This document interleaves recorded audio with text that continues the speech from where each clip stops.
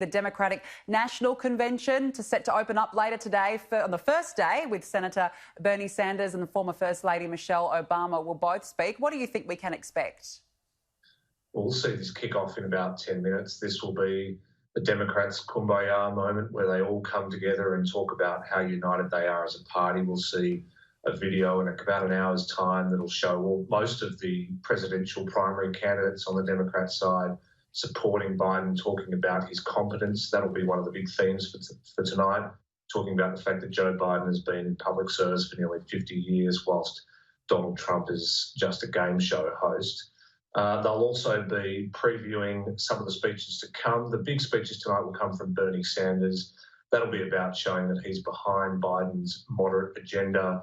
We'll also see a speech from Michelle Obama, which will be really an attempt to capitalise on her popularity. But this will go for 3 days. It's the first virtual convention we've seen.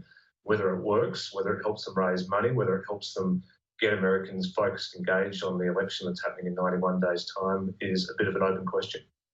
I want to talk about some of the polling. The latest CNN poll reveals 50 to 46% in favour of Joe Biden. What does this reveal about these battleground states? Because we know that previously there was a big gap in Biden's favour a month ago. Is Trump's base solidifying? Yeah, that CNN poll is interesting. It's showing a tightening. It's showing that the states we know will be critical in this election will be critical in this election: Pennsylvania, Michigan, Wisconsin.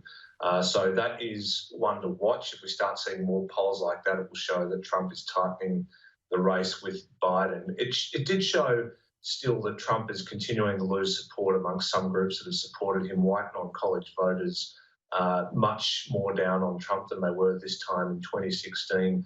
Women voters much more down on Trump than they were this time in 2016. But it shows that, potentially the more we're seeing of what a Biden presidency would look like now that he's announced his vice president, now that he's taking a more active stance on the campaign, potentially it's turning off voters as well.